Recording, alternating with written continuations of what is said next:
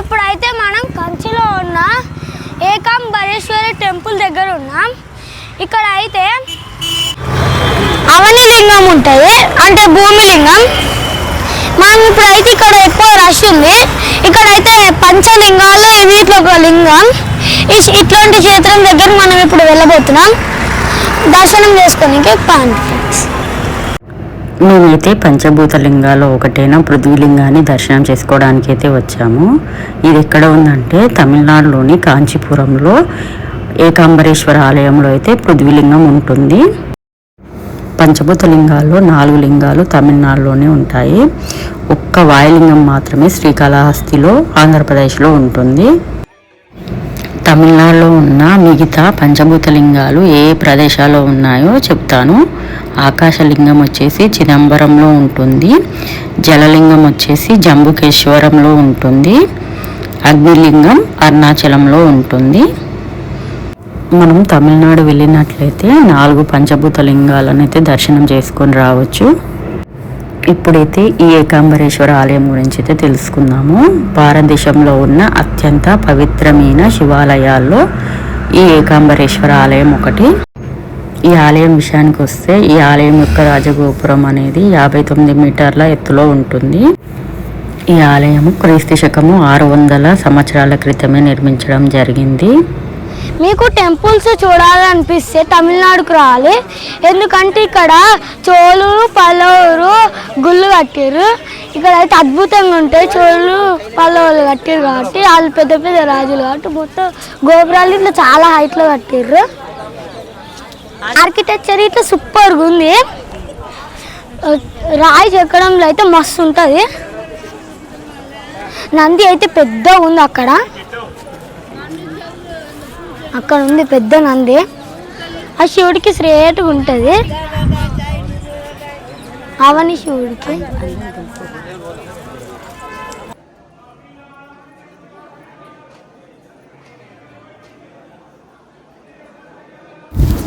మేమైతే దర్శనం కోసం ఆలయం లోపలికి అయితే వచ్చాము. ఈ ఆలయంలో శివలింగము ఇసుకతో చేయబడి ఉంటుంది. పురాణాల ప్రకారము వేగవతి నది ఒడ్డున ఒక మామిడి చెట్టు కింద పార్వతీదేవికి శివుడు ఇసుక శివలింగం రూపంలో దర్శనం ఇచ్చాడంట. అప్పటి నుంచి అమ్మవారు ఇసుక రూపంలో ఉన్న శివుడికి అయితే పూజలు చేసిందంట. ఈ విధంగా ఇక్కడ ఏకాంబరేశ్వరుడు మట్టి రూపంలో స్వయంభూగా వెలిశాడు. అందుకే ఈ లింగాన్ని పృథ్వీలింగం అంటారు. ఇక్కడ మట్టితో వెలవడం వలన అభిషేకాలు అనేవి జరగవు. అభిషేకాలు ఉత్సవ విగ్రహాలకు మాత్రమే చేయడం జరుగుతుంది. ఈ విధంగా మేమైతే ఆ ఏకాంబరేశ్వరుని అయితే దర్శనం చేసుకున్నాము. బయటికి వచ్చేసాము. తర్వాత అయితే కంచిలో ఉన్న బంగారుబల్లి వెండిబల్లి క్షేత్రానికి అయితే వెళ్తాం. బయటికి వచ్చినాకైతే అద్భుతమైన పెద్ద కొలను కనిపించింది.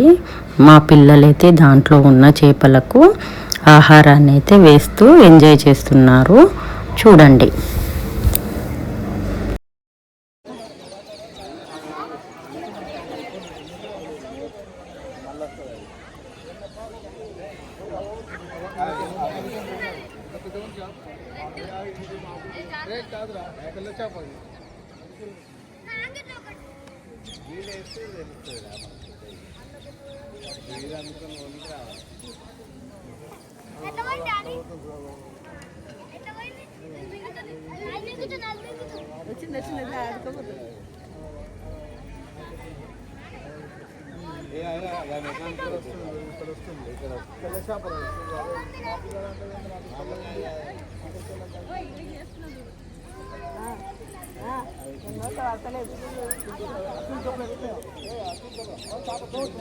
ఇది వేస్తే ఎట్లా పోతుందో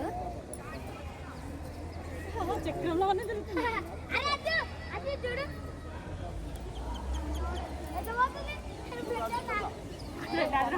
నాకొకటి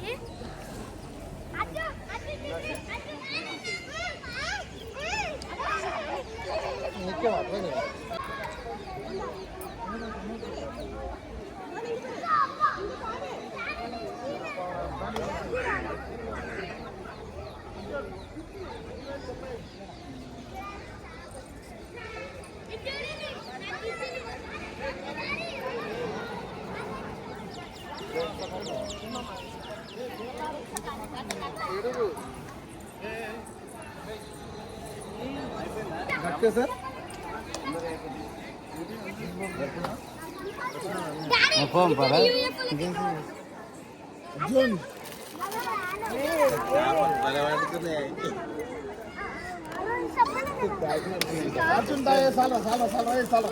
మొత్తం ప్యాకెట్ ఇచ్చిన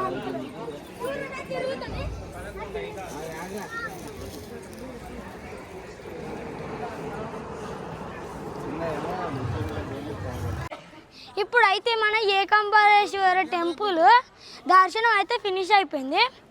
ఆ శివుడు అయితే ఎట్లుండో తెలుసా, అవన్నీ లోపలికి వెళ్ళి వచ్చి ఇట్లా కొమ్మలెక్క పైన ఉంది, ఇట్లా కొంచెం పైనకి ఉంది లింగం. అన్నిటి కాడేమో ఫ్లాట్ ఇట్లనే ఉంటుంది, కానీ ఇక్కడ మాత్రం కొంచెం పైనకి ఉంది. ఎట్లయినా ఇది 5 టెంపుల్సే ఉంటాయి కదా ఇట్లాంటివి, అందుకని ఒకటి ఇట్లా ఉంటుంది అట్లా వచ్చింది. ఇప్పుడైతే మనం కోనేరు కాడున్నాం. చేపలకి ఒక అంకుల్ మాకు ఫ్రీగా మొత్తం ఫుడ్ వేసేయమన్నాడు. ఆయన పోయిండు, మాకు ఇచ్చేసిండు, మొత్తం వేసేసి. చేపలు అయితే పెద్ద పెద్ద ఉన్నాయి. కోనేరు ఆడికెళ్ళి ఈడి వరకు ఉంది. నేను అవి రౌండ్గా ఉన్నాయి, ఇసేస్తే అప్పుడు చిన్నప్పుడు 2-3 స్టెప్స్ ఉంటాయిగా, అట్లా ఎగురుకుంటూనే పోయింది. యూఎఫ్ఓ లెక్క మస్తుంది. వీడియో నచ్చినట్లయితే లైక్, షేర్, సబ్స్క్రైబ్, పక్కనున్న బెల్ ఐకాన్ మాత్రం కొట్టడం మర్చిపోకండి. బాయ్.